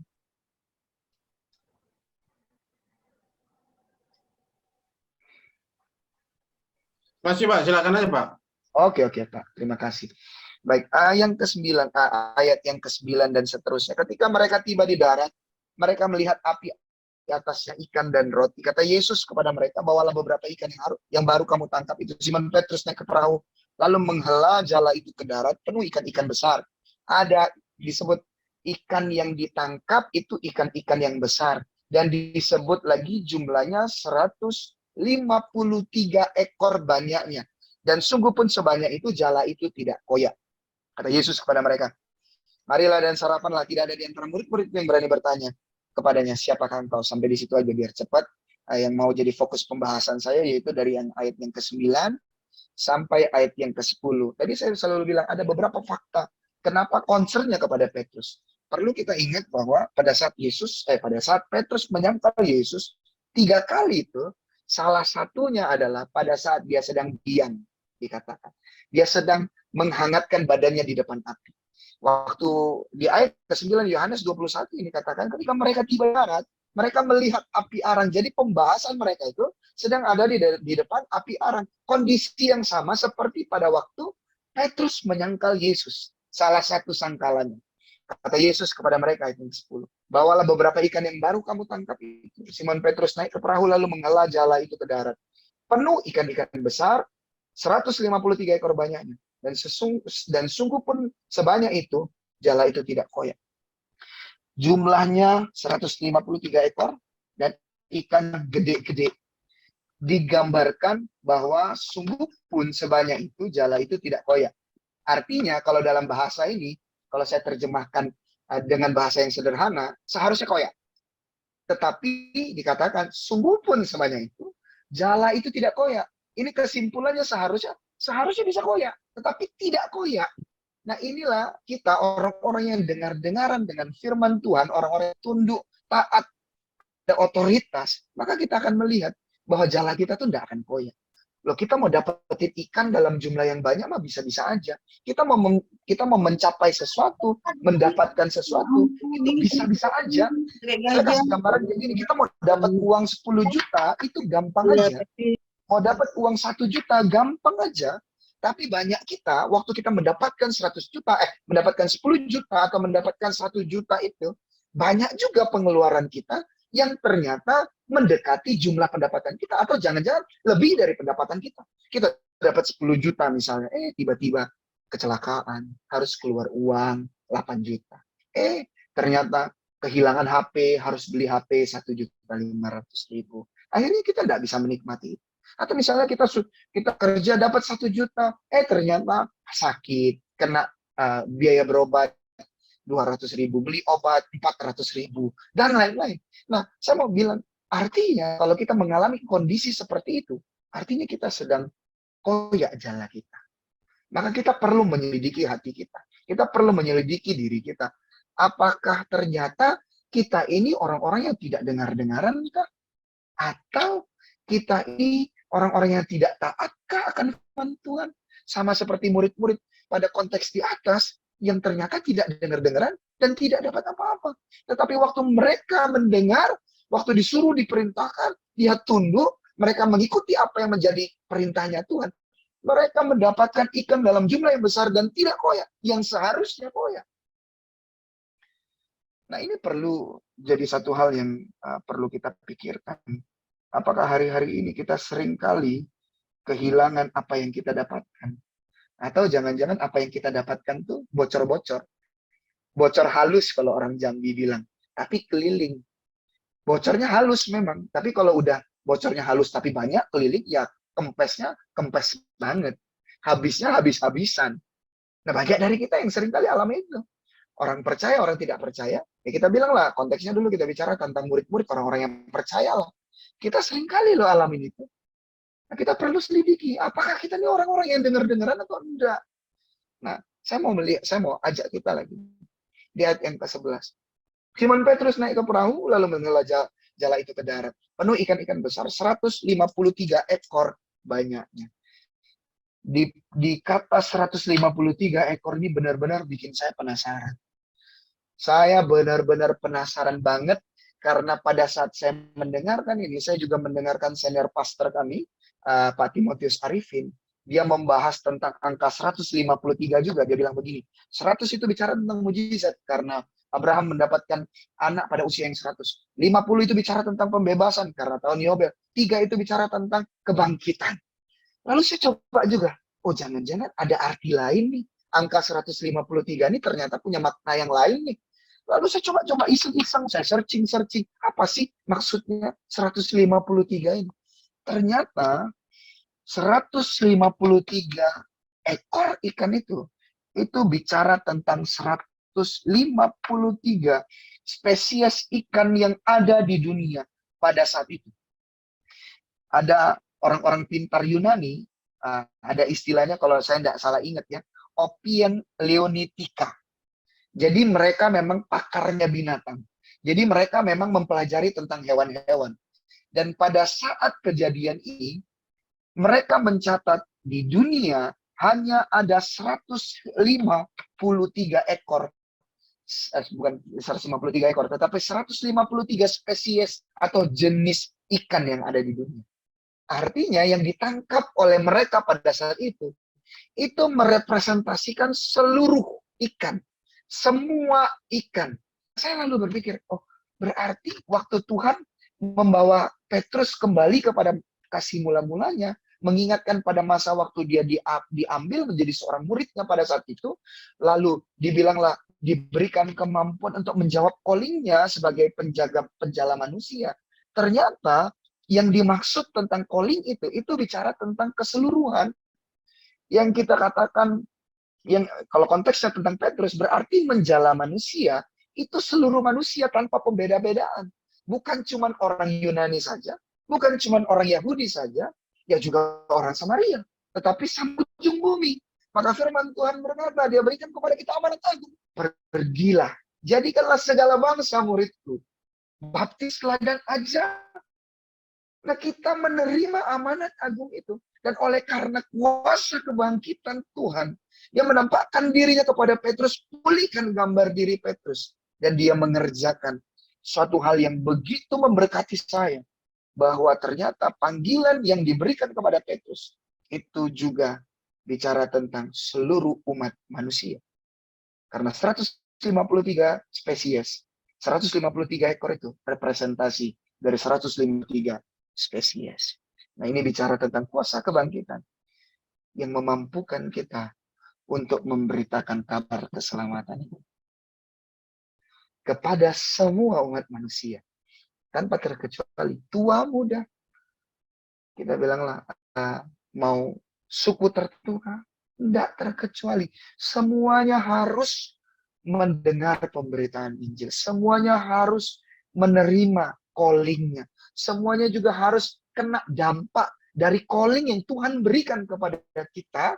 Dan kita kerjakan dengan segenap hati kita. Orang-orang lain, seluruh orang-orang lain, tanpa dibeda-bedakan, semuanya mengalami dampak. Nah, ini yang, ya saya bisa bilang, ini yang ya juga jadi masalah sih. Banyak sekali gereja-gereja sekarang yang masang tembok itu bukan tembok bangunannya aja, tetapi tembok hubungan juga. Bahkan temboknya itu dihiasi dengan ketakutan. Waduh, kalau nanti ada acara KKR ini, jemaat pergi ke sana nanti malah pindah gereja. Atau mungkin dibilanglah kalau seandainya mereka nanti buat KKR, gereja kita, gereja lokal kita juga harus buat kegiatan.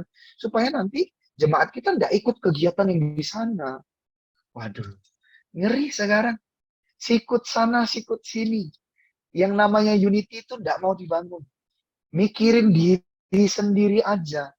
Tidak mau mikirin orang banyak. Tidak mau mikirin semua orang. Padahal ini menjadi sebuah bagian yang penting.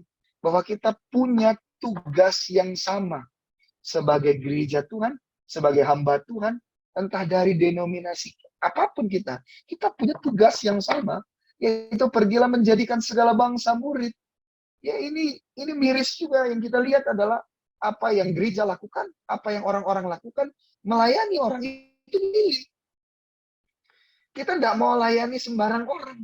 Waduh, kalau misalnya nanti yang gajinya UMR, berarti yang melayani Bapak itu saja. Tetapi kalau sudah di atas UMR, itu jatahnya saya. Kalau mobilnya masih Avanza, itu jatahnya beliau. Tapi kalau mobilnya udah Fortuner ke atas, berarti yang layani saya. Ya, ini miris sih.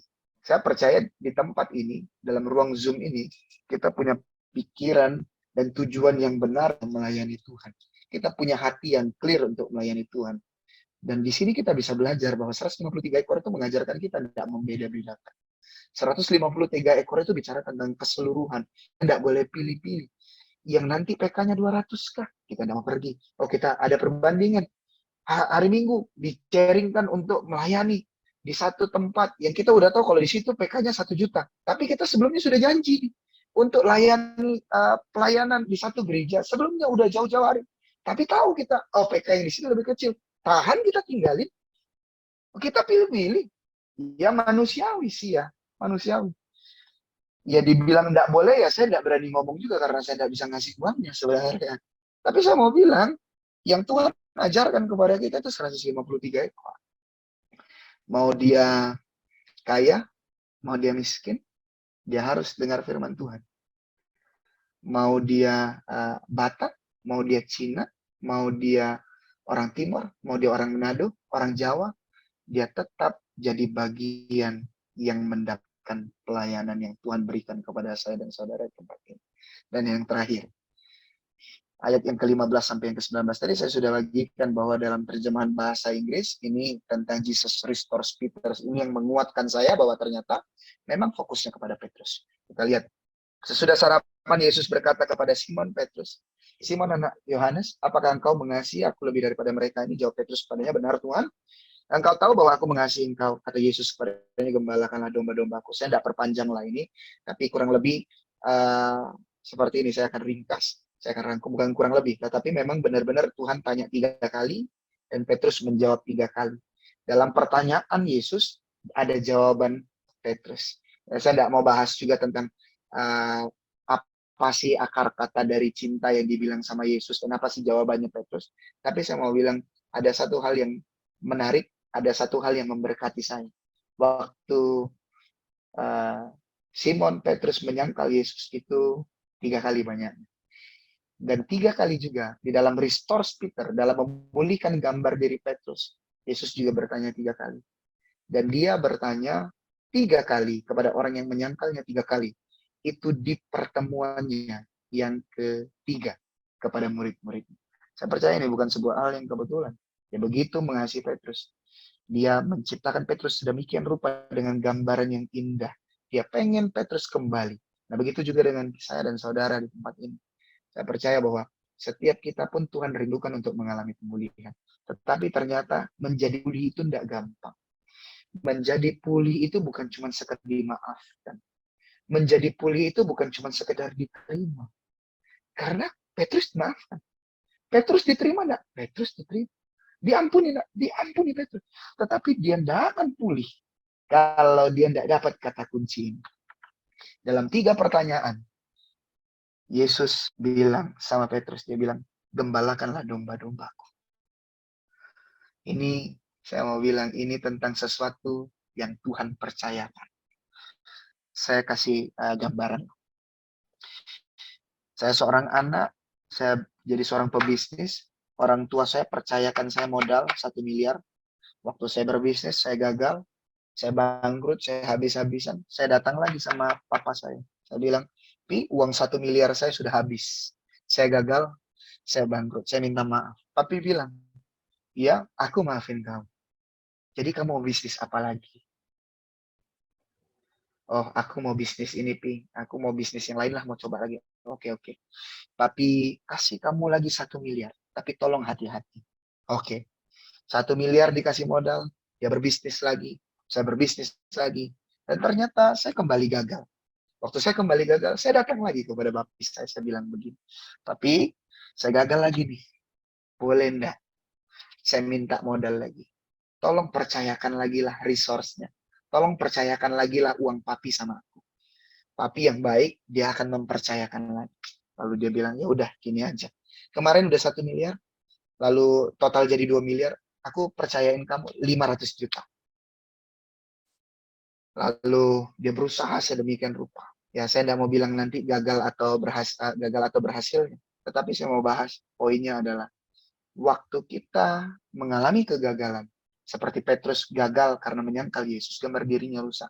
Waktu kita bangkrut, misalnya seperti yang saya gambarkan tadi. Waktu kita datang kepada orang tua kita, yang mempercayakan hartanya kepada kita, dan berkata, sorry nak, aku tidak bisa lagi kasih resource. Aku udah tidak bisa lagi percayakan asetku. Kamu tidak bisa lagi pakai mobil-mobil papa, fasilitas-fasilitas perusahaan papa, tidak boleh lagi kamu pakai. Karena kamu bangkrut, kamu kecewaan papi. Tapi nak, papi maafin kamu. Cuman kamu udah harus usaha sendiri. Kamu harus berjuang sendiri. Coba kamu kerja sama orang lain. Diterima enggak? Oh diterima. Dimaafin enggak? Dimaafin. Boleh enggak? Belum tentu. Karena apa? Karena tidak dipercayakan lagi. Kita perlu dapat kepercayaan.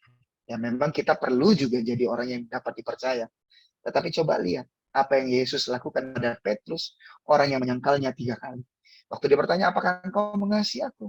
Yesus Petrus menjawab, ya aku mengasihi engkau. Percayakanlah domba-domba, gembalakanlah domba-domba. Sebanyak 3 kali. Gembalakanlah domba-dombaku. Gembalakanlah domba-dombaku. Saya mau bilang, waktu kita datang kepada dia, kuasa kebangkitannya memulihkan gambar diri kita. Karena dia mempercayakan resource-nya kembali. Secara utuh, secara bulat kepada kita, orang-orang yang datang kepada dia. Ini kuasa kebangkitannya. Dia merestore Petrus. Dan saya percaya juga bahwa Yesus juga memulihkan gambar diri kita. Yesus juga memulihkan citra diri kita. Yesus memulihkan diri kita. Yesus memulihkan hidup kita. Karena apa? Karena dia menganggap kita sebagai ciptaannya yang berharga. Dan dia sebagai Tuhan, sebagai Bapa, dia mempercayakan resource-nya kepada kita. Saya mau bilang, domba-domba itu asetnya Tuhan. Domba-domba itu miliknya Tuhan. Tetapi dia berkata, kembalikanlah domba-dombaku. Petrus dipercayakan. Petrus dipercayakan. Petrus dipercayakan. Karena dipercayakanlah, maka Petrus mengalami pemulihan. Tanpa dipercayakan, ya mungkin dia cuma sekedar diampuni, diterima. Saya nggak begitu yakin juga kalau dia akan mengalami pemulihan. Kalau dia tidak dipercayakan. Wah, saya mendapatkan berkat buat saya waktu saya mendapatkan tentang hal ini. Wah, berarti waktu dalam pelayanan saya, apabila ada anak-anak rohani saya yang melakukan pelanggaran, kesalahan, waktu dia datang sama saya harus percayakan dia. Saya cerita sedikit. Saya punya pengerja satu orang, punya masalah secara mental. Jadi dari sejak kecil, dalam tumbuh kembangnya, orang tuanya selalu tanamkan bahwa dia ini lemah. Dia ini sakit-sakitan. Padahal sebenarnya dia tidak punya sakit.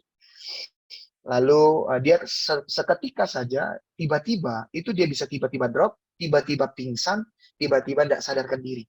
Kalau dia banyak pikiran. Karena ternyata dia ini punya masalah secara psikis. Secara mental, dia mengalami mental disorder. Mengalami masalah mental. Dia mau membuktikan bahwa dia itu kuat.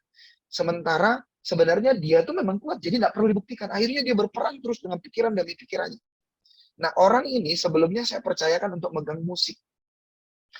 Tetapi waktu saya tahu bahwa anak ini mengalami mentality disorder dari adiknya, dan datang sama saya, dia konseling, dia bilang, aku nih sebenarnya begini kok, aku begini. Waktu rapat tahunan, saya percayakan dia untuk menggantikan istri saya untuk pegang seluruh tim prophetic atau di tempat kami Royal Priesthood Community. Jadi dia harus megang musik, singer, sound system, dan dia juga harus megang sampai ke penari. Dan saya melihat bahwa waktu dia dipercayakan sesuatu, gambar dirinya pulih, masalah kesehatannya pulih, masalah emosinya yang meluap-luap yang bisa meledak seketika, itu mengalami pemulihan. Karena apa? Karena dipercayakan. Nah, saya rindu kita semua di tempat ini juga mengalami pemulihan. Tetapi kita juga mau memulihkan hubungan kita dengan siapapun yang mungkin pernah mengecewakan kita. Dengan coba untuk mempercayakan kembali apa yang dulu pernah dia rusak. Atau apa yang dulu pernah hilang di antara Bapak, Ibu, Saudara dengan orang tersebut. Nah, ya mungkin itu saja dari saya. Ya, mungkin sebelumnya kita berdoa terlebih dahulu. Mari kita satu hati kita berdoa. Sungguh kami mengucap syukur Tuhan buat firman-Mu. Engkau dahsyat, Engkau ajaib, Engkau Tuhan yang memulihkan gambar diri kami. Engkau Tuhan yang memberkati kami, Engkau Tuhan yang memanggil kami dan kami mampu untuk menjawab panggilan Tuhan. Tuhan, kami tahu Tuhan mau kami kembali kepada kasih kami yang mula-mula. Sungguh kami mengasihi Engkau Tuhan. Biarlah Roh Kudus mengingatkan kami masa-masa indah kami. Waktu kami sungguh-sungguh mencintai Engkau. Saat kami rela meninggalkan segala hal, Tuhan. Saat kami rela meninggalkan semuanya untuk melayani Engkau saja. Ajar kami itu Tuhan. Ajar kami Tuhan. Supaya kami mengerti tentang itu. Kami percaya Tuhan. Di dalam kebangkitan-Mu, Engkau mencurahkan kuasa-Mu. Terima kasih ya Tuhan. Terima kasih. Di dalam nama Tuhan Yesus. Mari kita yang percaya sudah berdoa dan sudah berkati sama-sama kita katakan. Amin.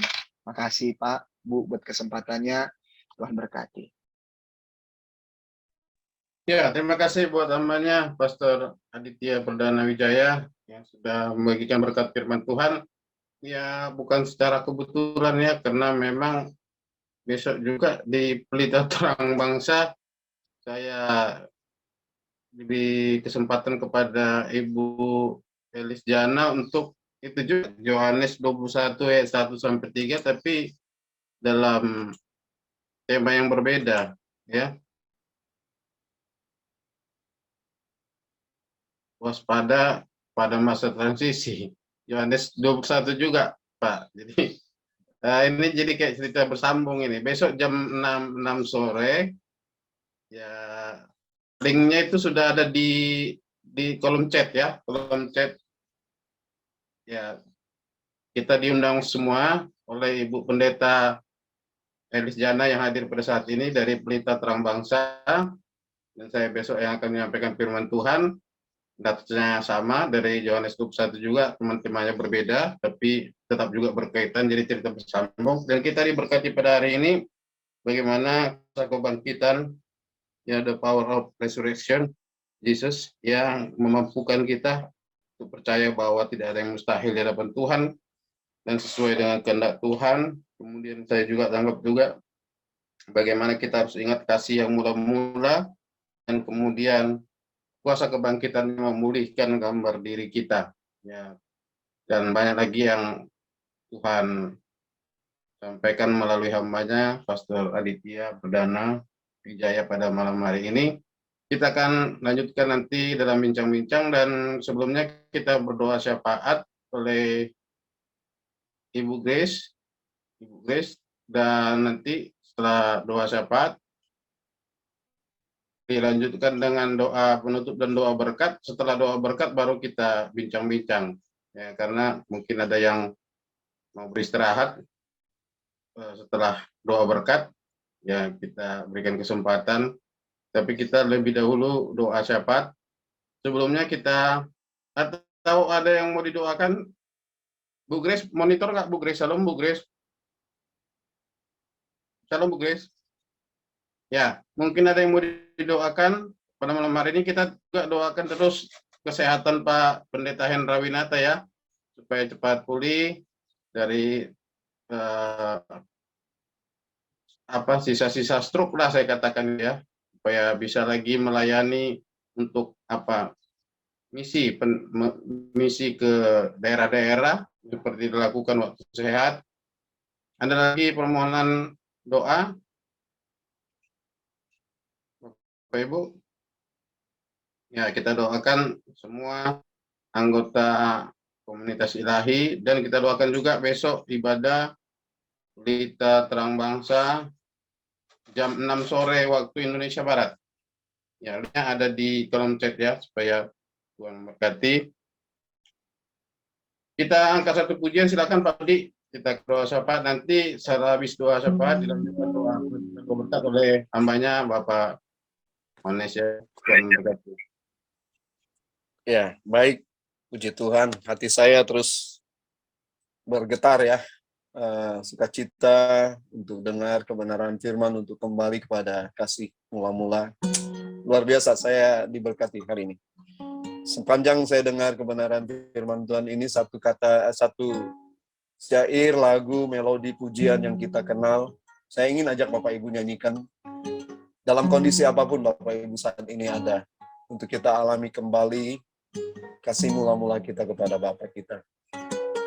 Aku mengasihi Engkau, Yesus, dengan segenap hatiku.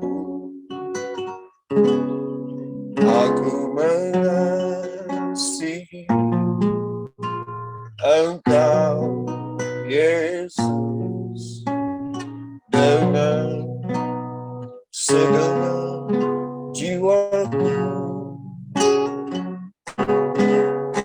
Renungkan firman-Mu siang dan malam, ku pegang perintah-Mu dan ku lakukan.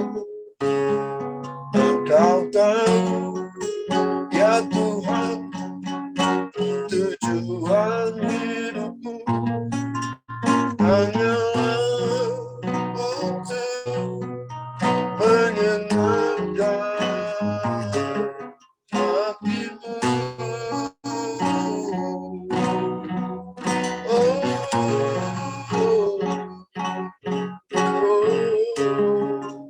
Katakan sekali lagi.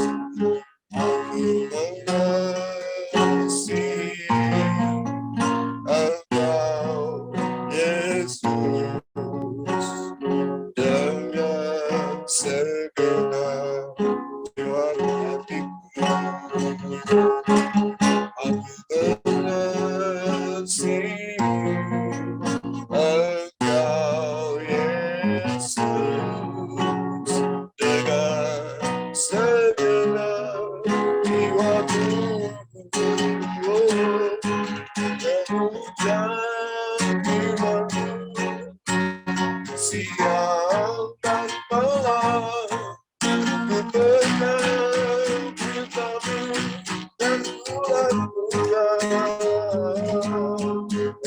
Ya Tuhan, inilah hidup hanyalah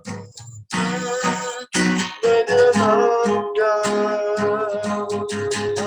hati. Hanyalah untuk menyenangkan, hanyalah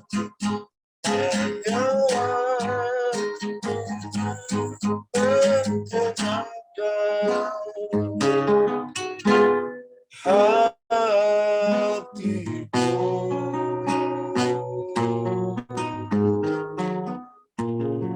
Amin. Ya, silakan Bu Grace. Silakan Bu Grace, Ya, mic-nya. kita berdoa. Benar Tuhan Yesus, kami rindu melalui kehidupan kami, apapun yang kami kerjakan, kami mau menyenangkan hati Tuhan. Tuhan Yesus, terima kasih malam hari ini Tuhan. Kembali kami boleh menerima firman-Mu Bapa. Terima kasih Tuhan. Pulihkan kami semua Tuhan Yesus. Pulihkan kami Tuhan dengan kuasa kebangkitan-Mu Tuhan Yesus. Seperti firman-Mu pada malam hari ini yang kami terima. Kami percaya Engkau memanggil setiap kami Tuhan. Pulihkan kami Tuhan Yesus. Agar melalui setiap panggilan yang Tuhan berikan buat kami pribadi, lepas pribadi kami mau bertanggung jawab Tuhan Yesus. Agar kami menyenangkan hati Tuhan. Mampukan kami dengan kuat kuasa Roh-Mu, dengan kuasa kebangkitan-Mu. Kami percaya tidak ada yang lebih besar kuasa daripada kuasa kebangkitan-Mu. Oleh sebab itu kami bersyukur malam hari ini. Kami percaya melalui firman-Mu Tuhan. Firman yang hidup ini menguasai setiap kami. Kami dimampukan, kami dipulihkan. Kami menerima kuasa kebangkitan. Dan kami mau menyenangkan hati Tuhan. Membawa banyak jiwa, mengabarkan berita keselamatan ini kepada banyak-banyak jiwa. Kami pasti mampu karena kami dimampukan oleh kuasa-Mu Tuhan. Terima kasih Bapak. Berkati hamba-Mu Tuhan, Bapak Aditya yang sudah menjadi saluran berkat buat kami pada malam hari ini. Tuhan melihat ke setiap kegiatan yang dilakukannya. Semua dia kembalikan hanya untuk kemuliaan nama Tuhan. Dia mau meninggikan semua Tuhan untuk nama Tuhan Yesus. Bapak, oleh sebab itu apa yang menjadi kebutuhannya Tuhan tahu, baik di dalam pelayanan maupun keluarga. Tambahkan urapan senantiasa bagi Bapak Pendeta Aditya ini Tuhan. Urapan dan hikmat sehingga lebih hari ke depan lebih banyak lagi Tuhan. Dia boleh memberitakan tentang keajaiban mujizat yang diberikan melalui kuasa kebangkitan-Mu. Terima kasih Bapak, kami serahkan keluarga besar dari Bapak Pendeta Aditya maupun istri anak, Tuhan berkati. Pergi dia boleh menjadi berkat bagi banyak-banyak jiwa dalam setiap pelayanannya, dan dia kembali ke tengah keluarga juga dengan berkat yang melimpah. Tuhan, kami serahkan hamba-Mu ini ke dalam tangan-Mu. Kami percaya melalui setiap pelayanannya dia tetap tersembunyi dan nama Tuhan Yesus yang ditinggikan. Terima kasih Bapak juga bagi hamba-hamba-Mu yang ada dalam persekutuan ini, Pak Ones sebagai ketua kami. Tuhan kan panjang sabar baginya agar dia boleh melayani komunitas ini Tuhan lebih lagi dengan hati yang lebih sabar lagi Tuhan. Kami dari bermacam-macam Tuhan, dengan latar belakang yang banyak berbeda. Mungkin hati kami Tuhan yang tidak sering kali memberontak, tapi kami percaya Tuhan menyiapkan Bapak Pendeta Ones untuk menjadi koordinator bagi kami. Tuhan berkati, Tuhan juga akan memberkati keluarganya, istri, anak, cucu, Tuhan berkati, Ibu Desi, Tuhan berkati, juga dengan panjang sabar Tuhan, bahkan anak-anaknya Tuhan berkati, cucunya juga Tuhan berkati. Kami serahkan keluarga dari hamba-Mu ini, berkati Tuhan dengan hikmat juga, urapan, sehingga dia tetap setia bersama dengan kami. Tuhan Yesus berkati Pak Derikson juga. Dia yang memberi kami semangat Tuhan, dimanapun Tuhan persekutuan ketika hamba-Mu ini ada. Dia senantiasa menjadi penyemangat bagi kami semua Tuhan. Bapa, oleh sebab itu kami serahkan, oh Tuhan, Pak Derikson ke dalam tangan-Mu. Terus Tuhan bekerja bersama dengan dia. Kami percaya dia akan mempunyai, oh Tuhan, lebih banyak lagi Tuhan pelayanan untuk membawa jiwa-jiwa bertobat dan datang kepadamu Tuhan Yesus. Kami serahkan hamba-Mu ini ke dalam tangan-Mu, keluarga dari Pak Derikson, pelayanannya di tengah-tengah jemaat, ya Tuhan Maha Tahu. Dan kami percaya Tuhan memelihara Pak Derikson, kesehatannya Tuhan, Tuhan jamah, Tuhan pelihara, tutup bungkus dia dengan kuasa darah-Mu. Kami tahu ada banyak panah yang diarahkan kepadanya, tetapi kuasa-Mu lebih besar yang ada di Tuhan berikan bagi Pak Derikson. Tuhan, kami serahkan hamba-Mu ini ke dalam tangan-Mu. Juga Pak Dodi, Tuhan, yang bersama-sama dengan kami, juga setia, Tuhan, membawa kami masuk, Tuhan, dalam gerbang-Mu dengan pujian. Tuhan, berkati Pak Dodi, Tuhan, dia pun hamba-Mu yang melayani Engkau, Tuhan. Tuhan, sebab itu kami serahkan hamba-Mu ini juga ke dalam tangan-Mu. Berkati Tuhan apa yang menjadi kerinduannya. Bersama istri maupun anak-anaknya, Tuhan berkati. Kami percaya Bapak, Pak Dodi juga akan mendapatkan panjang sabar bersama dengan kami. Bahkan di tempat pelayanan-pelayanan yang lain di mana dia ada, Tuhan berkati. Tuhan jagai setiap langkah-langkahnya Tuhan.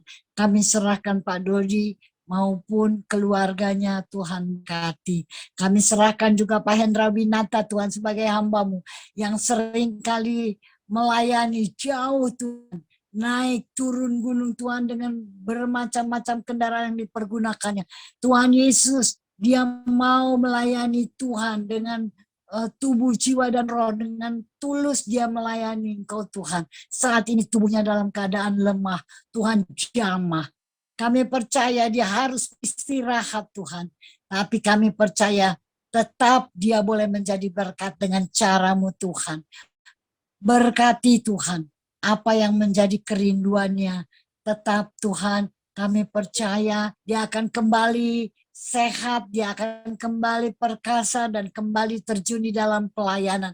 Karena itu kerinduannya Tuhan, dia boleh meninggalkan segala bisnisnya, usahanya hanya untuk melayani Tuhan.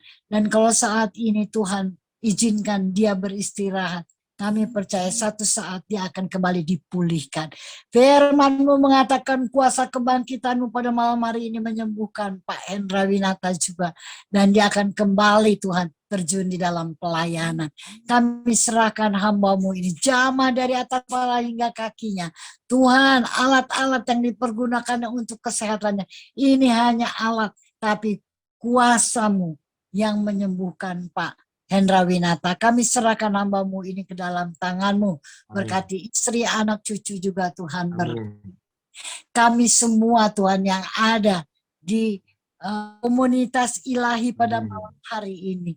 Baik Bapak-Bapak Tuhan, jadikan mereka semua imam Tuhan bagi komunitas ini. Dan para wanita, ibu-ibu yang ada di tempat ini, jadikan kami tiang doa. Agar komunitas ini tetap berdiri, akan menjadi berkat Tuhan. Kemanapun kami pergi, kami akan tetap setia Tuhan. Kami mau menjadi, oh Tuhan, tiang doa, menjadi penolong bagi bapak-bapak di komunitas ini Tuhan. Menjadi penyemangat Tuhan, kami serahkan semua keluarga komunitas ilahi yang malam ini hadir, bahkan yang tidak bersama-sama dengan kami. Tuhan mau melawat mereka, berkati Tuhan.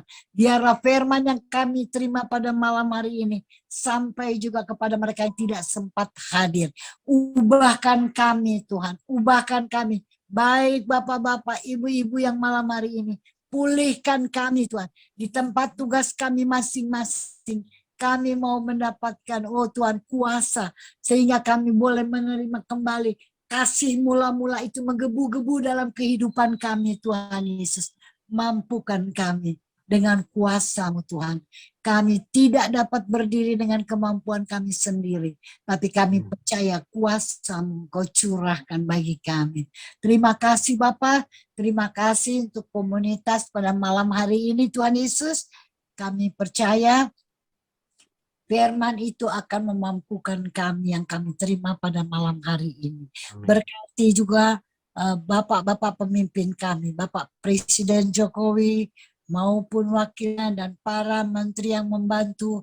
Tuhan berkati mereka semua, berikan mereka roh takut akan Tuhan, sehingga mereka boleh memimpin kami dengan takut akan Tuhan. Tuhan Yesus berikan juga kepada bangsa kami pertobatan Tuhan, dan jadikan anak-anak-Mu yang sudah lebih dulu Tuhan panggil untuk melayani, untuk membawa banyak jiwa bertobat Tuhan. Pakai anak-anak-Mu ini Tuhan menjadi berkat bagi bangsa Indonesia, sehingga banyak rakyat Indonesia boleh bertobat dan bertelut di bawah kaki salib-Mu Tuhan. Itu kerinduan kami. Kami mau Tuhan menjadi alat dalam tangan-Mu. Tuhan Yesus, kami serahkan seluruh pemimpin kami, rakyat Indonesia maupun pemilihan yang akan berlangsung. Siapapun pemimpin, kami percaya kami memilih, Tuhan Yesus menentukan yang terbaik buat kami. Terima kasih Bapak, terima kasih para dokter yang juga saat ini sibuk melayani pasien-pasien maupun penyakit-penyakit yang baru. Kami percaya Tuhan Yesus, Engkau memberikan kekuatan hikmat bagi para dokter dalam merawat, kekuatan baru, semangat bagi para pasien, banyak jiwa boleh disembuhkan. Hamba-Hamba-Mu yang melayani pekerjaan baik di malam ini maupun di hari yang baru esok, Tuhan berkati.